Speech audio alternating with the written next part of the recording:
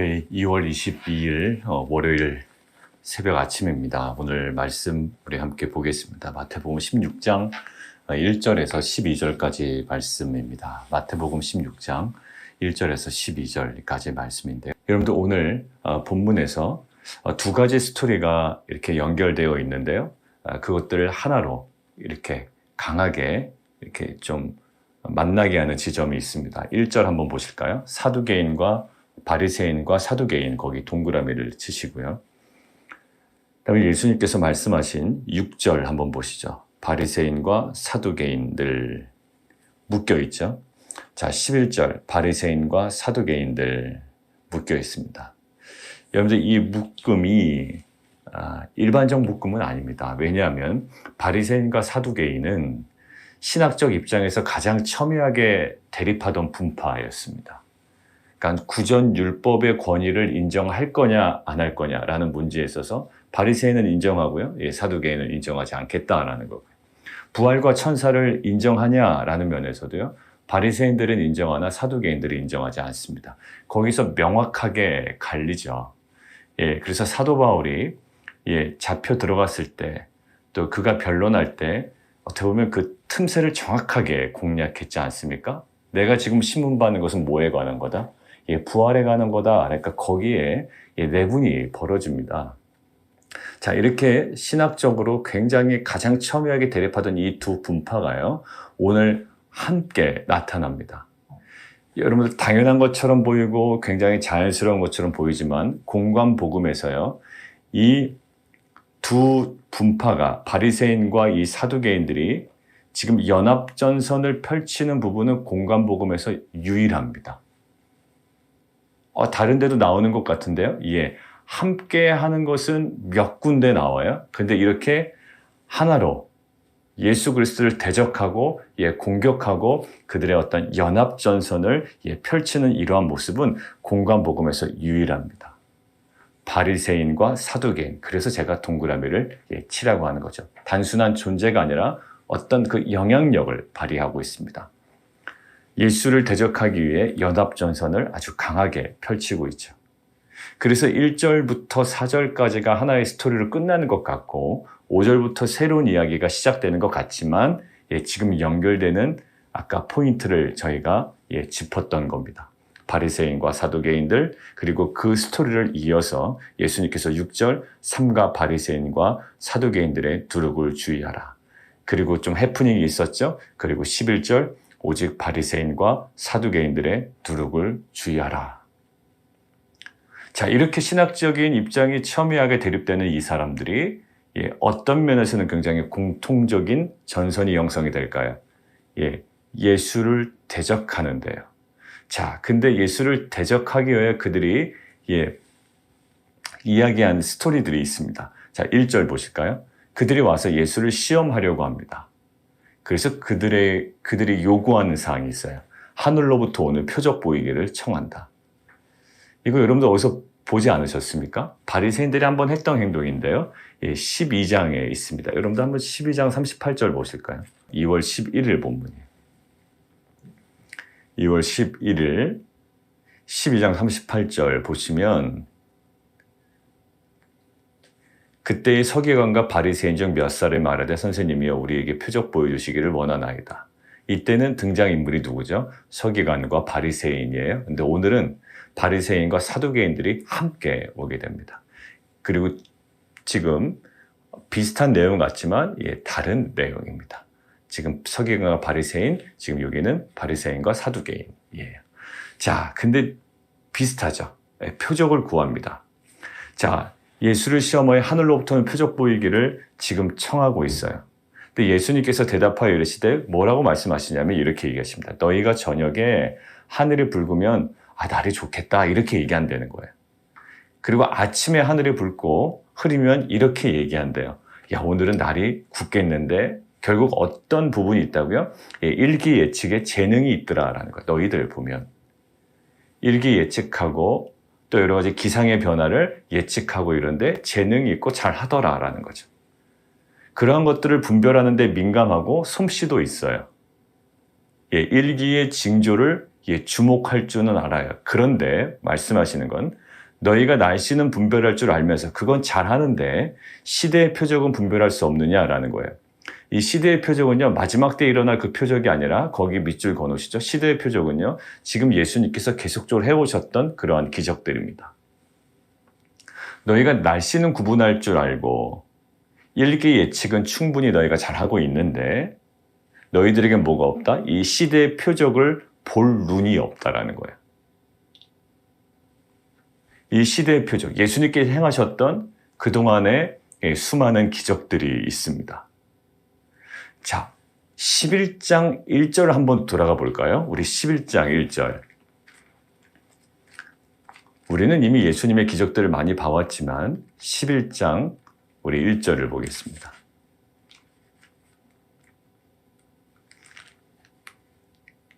(11장 1절에)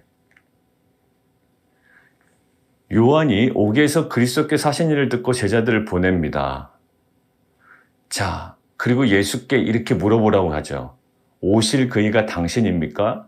그러니까 예수님에 대한 그 정체성, 정말 메시아 맞습니까? 라는 거예요. 그것을 가지고 예수님께서 뭐라고 이야기하시죠? 자, 5절이에요. 예수께서 대답하여 이르시되 너희가 가서 보고 듣는 것을 요한에게 알려라. 보고 듣는 것을 알리되 이렇게 얘기합니다. 5절. 맹인이 보며 못 걷는 사람이 걸으며 나병 환자가 깨끗함을 받으며 못 듣는 자가 들으며 죽은 자가 살아나며 가난한 자에게 복음이 전파되게 된다 하라. 자, 보세요. 지금 오실 그이가 맞습니까? 라고 하는데 그 사람 기적 행합니다. 이런 비슷한 내용이잖아요. 단순하게 생각하면. 나 기적 행한다고 전해줘. 표적 자랑하는 것 같잖아요. 그런데 우리가 이때 이야기를 나눴습니다. 지금 이 5절은 단순히 나는 기적을 행하는 사람이니까 너희들은 믿어야 돼 라는 것이 아니라 이 기적을 무엇과 연관시킨다? 예, 지금 여기에 보면 이사야서 35장의 말씀과 이사야서의 61장의 말씀을 연관시킨다라는 거예요. 제가 그때 말씀드렸죠. 이 부분은 이사야서 35장 5절에서 6절. 그래서 이사야서 61장 1절의 말씀의 성취로 본단 말이에요. 그러니까 예수님께서 자신의 기적과 무엇을 연결시킨다? 예, 하나님의 말씀, 구약의 예언과 연결시킵니다. 그러니까 본인이 메시아임을 무엇과 연관시키냐면 나는 이런 걸 할 줄 알아 라는 능력 중심이 아니라 그가 행한 기적이 뭐의 성취임을 구약의 예언의 성취임을 통하여 지금 계속적으로 지속적으로 반복해서 필요 때에 계속 드러내고 있습니다. 그것에 대한 하나의 증거를 볼까요? 어제 큐티 본문 한번 보시죠. 어제 큐티 본문. 어제 큐티 본문입니다. 31절이에요. 어제 주일 큐티 본문에 15장 31절. 말 못하는 사람이 말하고 장애인이 온전하게 되고 다리 저는 사람이 걸으며 맹인이 보는 것을 무리가 보고 아까 비슷하죠. 11장에 있었던 지금 구약의 성취 이사야서 35장과 이사야서 61장의 내용이 지금 그대로 거의 비슷하게 적혀져 있습니다. 말 못하는 사람이 말한다. 장애인이 온전하게 된다. 다리 저는 사람이 걷는다. 맹인이 보는 것을 무리가 보고 자 보세요. 지금 이 공동체는요. 이방인이 굉장히 많이 포진되어 있는 공동체. 어제 본문은요. 자, 그런데 이 무리가 보고 놀랍게 여겨 이스라엘의 하나님께 영광을 돌리니라. 자, 왜 그럴까? 이들이 이미 예수님께서 많이 보여주셨고요. 예수님 보여주신 표적은 다른 것이 아니었습니다. 구약에 예언된 말씀의 성취였고요. 마지막에 궁극적으로 보여줄 표적은 뭐밖에 없습니까? 요나의 표적밖에 없다라고 그대로 눈높이에서 분명하게 얘기해 주죠. 3일 동안에 그 물고기 뱃속에 들어갔다가 다시 나옵니다. 그것이 그 요나의 사역에 나중에 요나의 그 메시지에 영향을 미쳐요. 근데 예수 그리스도의 그 십자가의 죽음과 또 그 사망에 갇혀 있는 듯한 그 3일간의 기간이 있지만 부활하시는 그 마지막 궁극적인 표적이 남아있다고요. 자, 그런데 보십시오. 지금 이 사람들 표적을 구하죠. 어떤 표적이요? 예수님께서 구약에 예언된 이 말씀의 성취로 이 기적을 보여주시는데도 불구하고 지네 눈높이에 맞는 자기들의 눈높이에 맞는 엉뚱한 또 다른 거 보여달라는 거예요. 그러니 4절 이렇게 얘기하십니다. 악하고 음란한 세대가 표적을 구하나 요나의 표적밖에는 보여줄 표적이 없느니라. 예수님께서 그 지난번에 말씀하신 12장에 말씀하신 그 내용과 동일하게 얘기합니다. 악하고 음란한 세대, 그때도 마찬가지입니다. 악하고 음란한 세대가 표적을 구합니다. 하나님께 기적을 요구하는 것이 믿음이 있는 것처럼 우리는 생각해요. 하나님 이거 이렇게 해주셔야 되지 않습니까? 라는 거예요. 그리고 또 본인 주변에 일어난 그런 일들을 많이 간증하고 또 자랑하고 드러냅니다. 근데 이 표적을 구하는 세대를 무슨 세대라고 얘기해요? 악하고 음란한 세대라는 거예요. 주님께서 보여주신 것은 절제되고 분명한 표적입니다. 구약에 예언된 말씀의 성취고요. 그것들을 말씀과 기적을 연관시켜서 그들은 무엇을 깨달아야 돼? 우리가 그토록 기대했던 메시아구나라는 것들을 깨달을 수 있는 충분한 기적을 주었음에도 불구하고 엉뚱한 자기 입맛에 맞는 너무나도 자극적인 또 다른 세상적인 그런 표적을 구하고 있는 겁니다. 그래서 악하고 음란한 세대라고 이야기하는 거예요. 자, 지금은 예수님께서 수많은 기적과 표적을 통하여 그리고 예수님의 가르침을 통하여 예수님의 복음 전파와 가르치심과 병 고치심과 귀신을 쫓아내시는 그 사역을 통하여 지금 어떤 시대를 보여줘요? 역사의 전환점을 지금 열고 계시잖아요. 역사의 전환점. 그리고 지금은 메시아의 시대다. 지금 구약의 시대는 끝났다라고 계속 강조하시잖아요. 온몸으로 드러내시잖아요. 그리고 구약의 예언이 지금 성취되고 있다. 마태는 계속 강조하고 있습니다. 이분이 누구신지, 구약의 예언된 말씀이 어떻게 성취되고 있는지, 그가 애굽으로 다시 들어가고 나오는 모든 과정도 구약의 예언된 말씀의 성취임을, 그리고 모든 사람에게 이것들은 감춰진 게 아니라 아주 명확하게 그가 보여주고 있는데도 불구하고 뭐예요? 보지를 못하는 겁니다. 그리고 또 다른 엉뚱한 표적을 구하는 거예요. 아까 31절 어제 본문에 나타난 이방인에게는 지금 드러나고 보여지는 반응이 아주 자연스러운 반응이 유대인의 종교 지도자들이라고 자처하는 그들에게는 전혀 나타나지 않아요.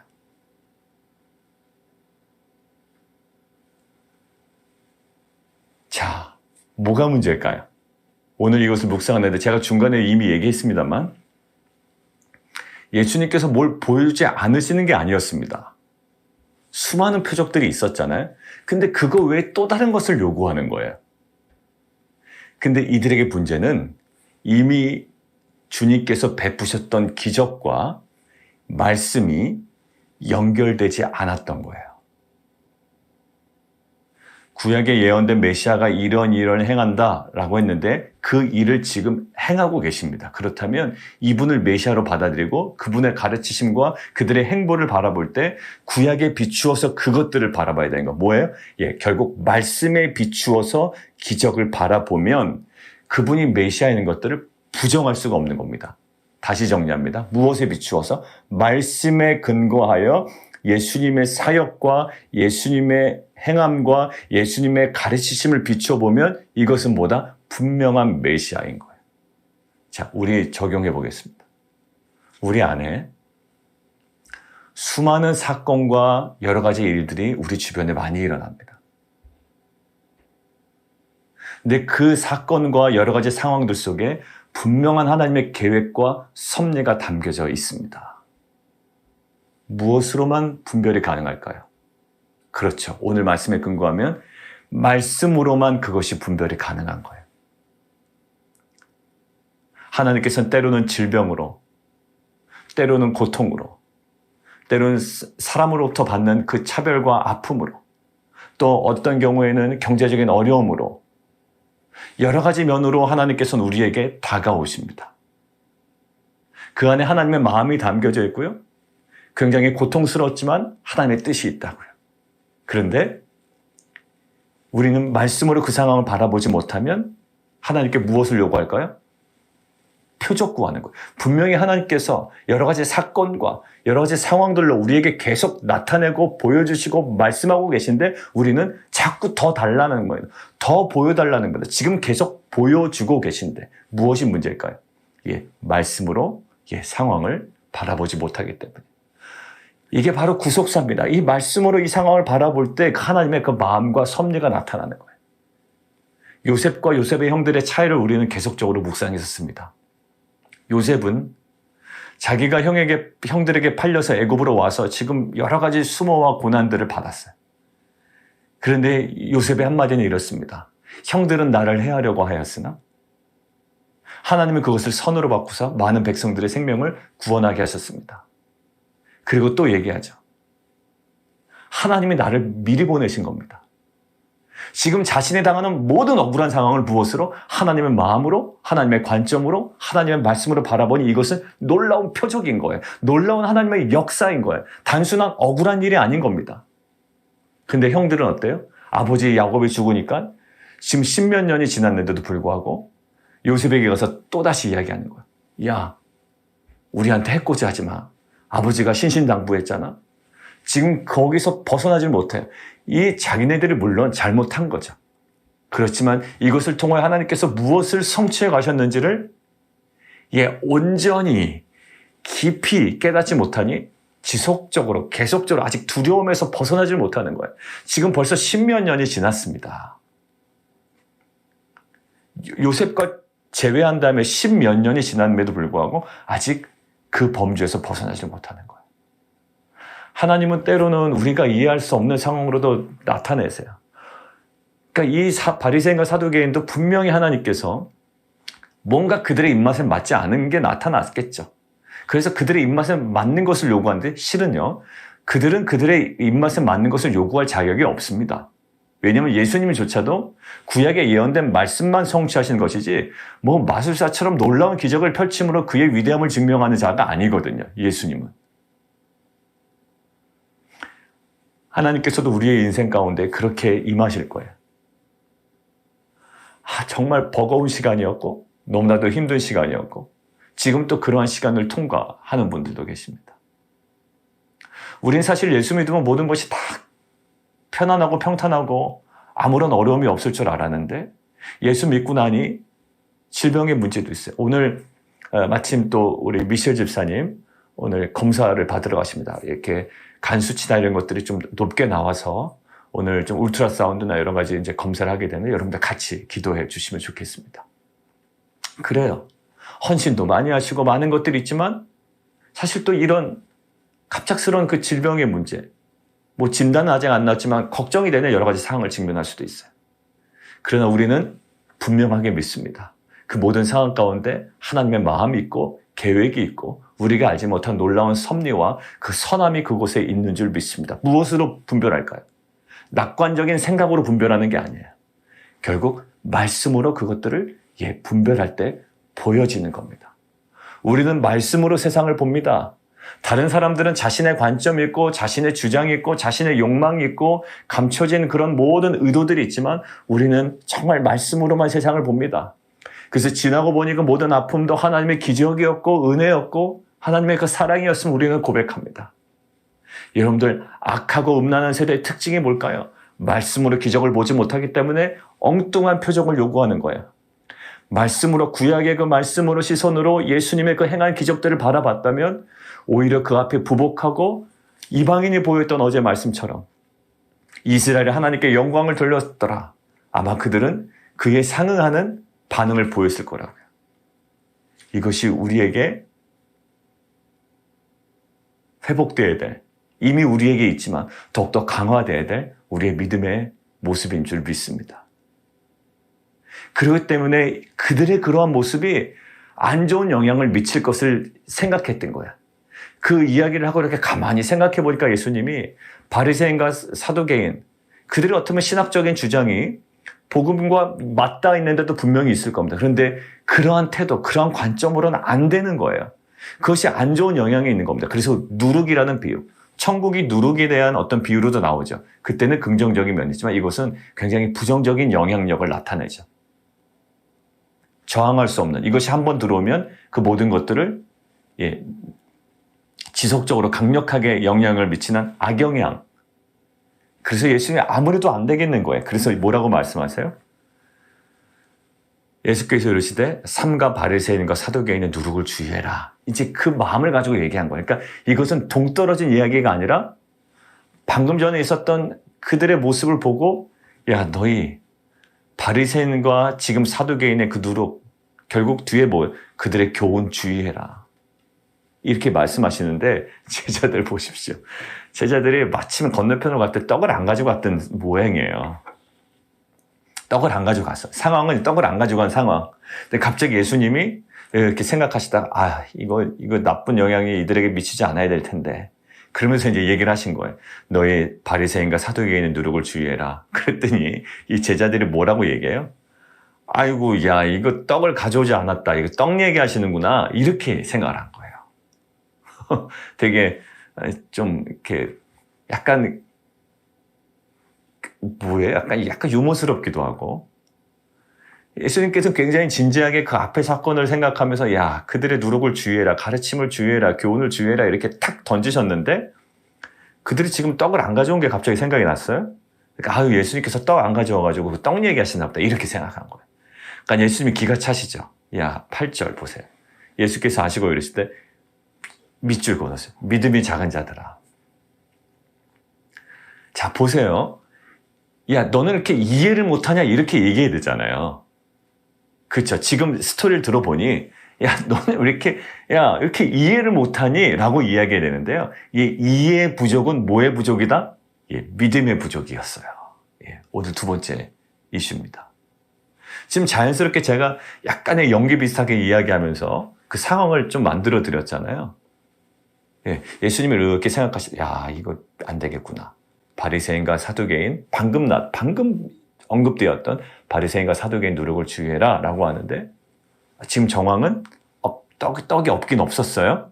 그러니까 떡 없어서 예수님 말씀하시나 보네 이렇게 생각을 하니까 야, 너는 어떻게 내가 지금 얘기한 걸 그렇게 이해를 못하니? 라고 이야기하신 게 아니라 뭐예요? 믿음이 작은 자들아. 그러니까 결국 우리의 그 이해의 부족은 궁극적으로 어디? 믿음의 부족에서 나오는 거예요. 그러니까 이 믿음이라는 것을 또 어떤 그 공동체에서는 또 믿습니다 하는데 아니야. 이 믿음은 지금 바리새인과 사두개인에게 나타나지 않았던 건 불신앙이잖아요. 이 구약의 말씀을 그들이 제대로 보지 못해도 배척했던 불신앙. 이 불신이었어요. 불신. 그러니까 결국 이 믿음, 그래서 얘기하시죠. 야, 너희가 아직도 깨닫지 못하느냐? 떡 5개로 5,000명을 먹이고 죽은 것이 몇 바구니지? 12광줄이었죠. 12바구니. 그리고 7개로 4,000명 먹이고 어제 본문에 나타났죠. 몇 광줄이냐? 7광줄이에요. 그거 기억 못해? 라고 하시는 거예요. 그 사건에 대한 그 기억을 못하고 믿음이 없으니 지금 이해력이 뚝 떨어진 거예요. 그래서 지금 뭐죠? 10절 밑줄 기억하지 못하느냐. 우리는 수많은 사건들을 경험합니다. 하나님께서 이렇게 나를 찾아오셨지. 주님께서 나에게 이렇게 질병의 아픔이 있을 때, 또 경제적인 어려움이 있을 때 이렇게 찾아오셨지. 그것들을 망각하는 게 뭐냐? 그게 바로 불신앙이고 믿음이 없다라고 얘기하세요. 그리고 그 믿음이 없음은 우리를 또 다른 불안으로 여긴다고요. 하나님께서 그렇게 입히시고 먹이시고 공급하셨잖아요. 근데 독일한 상황에 있는데 우리는 또 그것들을 생각합니다. 예수님 그 얘기하신 것도 아닌데도 불구하고 지금 떡 얘기하신 것도 아님에도 불구하고 그것들을 바로 뭐로 연결시켜요? 예수님은 나에게 어떤 메시지를 던져주십니다. 근데 나의 믿음 없으려나 그것을 무엇으로 해석하죠? 지 좋은 대로 해석하는. 결국 그것이 믿음이에요. 이런 일이 있죠. 분명히 예수님께서는 우리에게 어떤 회개를 촉구하시던 메시지를 말씀을 통해서 던져주실 때가 있어요. 근데 우리는 그것을 무엇으로 알아들어요? 이미 회개한 자의 뒷부분에 나오는 풍성한 은혜에 우리는 붙잡는 경우도 있어요. 엇박자가 이렇게 납니다. 그러니까 말씀 묵상이라는 것이 굉장히 잘못하면 주관주의로 빠지게 되고 어제도 우리 새가족들과 함께 나눴지만 결국 뭘까요? 믿음이에요. 이 믿음은 무엇에 관한? 예수 그리스도에 관한 믿음이에요. 그분의 행하신 일과 그분의 말씀에 대한 믿음이죠. 그리고 이 믿음은 하나님의 말씀을 정확하게 이해하도록 합니다. 우리가 많이 얘기했죠. 믿음이 없이는 하나님을 기쁘시게 하지 못해요. 하나님의 뜻을 헤아리지 못해요. 우리에게 오늘 필요한 것이 뭘까요? 정말 그 말씀을 이해하고 이 삼가 바리새인과 사두개인의 누룩을 주의하라는 이 말씀을 떡이 없네라고 이해하는 그러한 믿음 없는 것이 아니라 삼가 바리새인과 사두개인 누룩을 주의하라는 말씀을 그들의 교훈을 삼가라는구나, 그들의 영적인 태도를 피하라는 거구나라는 것으로 깨달을 수 있는 것은 어느 키다? 믿음이라는 키였습니다. 성도 여러분, 저는 우리 자녀들과 또 우리 공동체가 정말 온전한 믿음이 회복되기를 원합니다. 자, 보십시오. 바리새인과 사두개인들이 믿음을 요구하는 것 같잖아요. 표적 주십시오. 굉장히 믿음이 있는 것처럼 보이지만 그들은 철저한 불신이었습니다. 왜? 말씀에서 떠나 있기 때문에. 말씀에서 떠나 있는 믿음은 없습니다. 말씀에서 떠난 믿음은 있을 수가 없습니다. 말씀으로만 바라봐야 되는데 말씀으로 바라지 못하니 막 표적 주십시오. 이것도 주십시오라고 하는데 그들의 결국은 불신앙이었어요. 제자들에게 나타난 것은요. 불신앙을 지적하십니다. 사랑하는 성도 여러분, 오늘 누룩 같은 거짓 교훈을 주의하라고 얘기했는데 결국 그것의 핵심 뭘까요? 수많은 기적이 없어서의 문제가 아닙니다. 있지만 말씀으로 바라보지 못했기 때문이에요. 그리고 말씀하셨지만 믿음으로 반응하지 못하면 엉뚱하게 해석을 하고 적용이 잘못됩니다. 이런 해프닝이 벌어지는 거예요. 우리 안에 정말 말씀으로 하나님의 역사를 바라볼 수 있는 구속사의 눈이 열리기를 원하고요. 그리고 예수님에 대한 그 말씀에 대한 믿음으로 우리에게 임한 그 말씀에 대한 온전한 이해와 해석과 또 삶의 적용이 오늘 하루의 삶 가운데 사라지는 귀한 은혜의 공동체가 되기를 원합니다. 우리 함께 좀 기도하기를 원합니다. 바리새인과 사두개인 아주 신학적으로 첨예하게 대립하는 분파들인데 이렇게 연합전선으로 이렇게 똘똘 뭉치죠. 왜 그럴까요? 예수를 대적하기 위하여. 그리고 굉장히 믿음인 것처럼 무슨 표적 내놓으라고 이야기를 합니다. 무슨 맡겨놓은 사람처럼. 근데 예수님은 수많은 표적을 바로 직전까지도 행하셨다고요. 그리고 그것은 이사야에서 예언된 구약의 온전한 성취예요. 역사의 전환점이고요. 메시아의 시대이고요. 구약의 예언이 성취되는 시대예요. 새로운 시대가 열렸어요. 그런데 그들은 아직까지도 그것을 바라보지 못해요. 이방인에게도 드러나고 이방인에게도 보여지는 반응이 유대인의 종교 지도자들이라고 자처하는 그들에게는 전혀 나타나지 않아요. 왜일까요? 예수님께서 베푸셨던 수많은 일들을 구약의 관점으로 말씀으로 바라보지 못했기 때문에. 우리 안에도 마찬가지입니다. 하나님께서 우리 가운데 여러 가지 사건과 여러 가지 정황들과 상황들로 우리에게 다가오셨어요. 말씀으로도 다가오셨지만 여러 가지 주변의 일들로도 다가오는, 마치 기적을 통하여 역사하신 것처럼 그러나 많은 사건과 특별히 정황들로 말씀하시지만 우리가 그것들을 분별하지 못해. 왜 그럴까요? 말씀으로 바라보지 못하기 때문에. 우리가 이해하지 않는 여러 가지 상황들이 있죠. 우리 주변에 일어났지만 이해될 수 없는 상황들이 있습니다. 우리가 어디로 들어갈까요? 사건을 분석하기 전에 말씀 안으로 들어가야 됩니다. 이 말씀이 우리 안에 충만하면 그것들의 의미가, 그 안에 담긴 아버지의 마음이 보여지기 시작합니다. 주님, 우리에게 말씀의 은혜를 허락하여 주시옵소서. 그리고 뒷부분에 있는 것처럼 우리에게 더 큰 믿음을 허락하여 주옵소서. 우리 함께 기도하며 나가도록 하겠습니다. 우리 함께 기도할까요? 우리 오늘 미셸 집사님 오늘 검사 있습니다. 울트라사운드하고 그 수치 나온 것에 대해서 좀 오늘 정확하게 좀 보고요. 만약에 필요하면 더 이제 추가 검사가 있겠지만 하나님 오늘 검사 결과를 위해서 우리가 좀 기도했으면 좋겠습니다. 하나님 정말 그 모든 그 여러 가지 수치들이 오늘 다시 한번 확인하게 될 텐데 하나님 그 모든 병의 원인이 있다면 하나님 치유하여 주시고 또 주님 회복시켜 주시옵소서. 그리고 이종호 선교사님 그 23일부터 이제 내일부터 시작되는 22차 항암 위해서 우리가 함께 기도해 주시고요. 그 다음에 그 남동생 시작된 그 항암 위해서 좀 기도해 주시고 저희 형님 3월부터 이제 12번의 항암이 시작된다고 합니다. 2기에서 3기로 넘어가는 지점이 있었다고 이제 조직검사 결과가 나왔다고 방금 전에 한국에서 연락이 왔더라고요. 그래서 이제 12번의 항암이 있는데 이제 2주에 한 번씩 이제 진행이 됩니다. 그래서 모든 과정을 통해서 깨끗하게 치유되고 기도해 주신 성도님께 계속 좀 감사의 마음을 전했고요. 정말 더욱더 주님을 견고하게 더욱더 붙잡고 만나고 회복되는 귀한 역사 있게 달라고 우리 미셸 집사님 위해서 우리 좀 기도해 주시고 이정호 선교사님 그 형제 또 저희 형님 또 우리 모든 성도님들 그리고 소영 집사님은 어제 통화해 보니까 이제 그때 안면 마비 증세가 이전 정상적인 걸로 완전히 노멀로 돌아갔다고 말씀을 하셨습니다. 기도에 감사해 하셨습니다. 우리 모든 성도님들 위해서 우리 함께 이 시간 기도하도록 하겠습니다.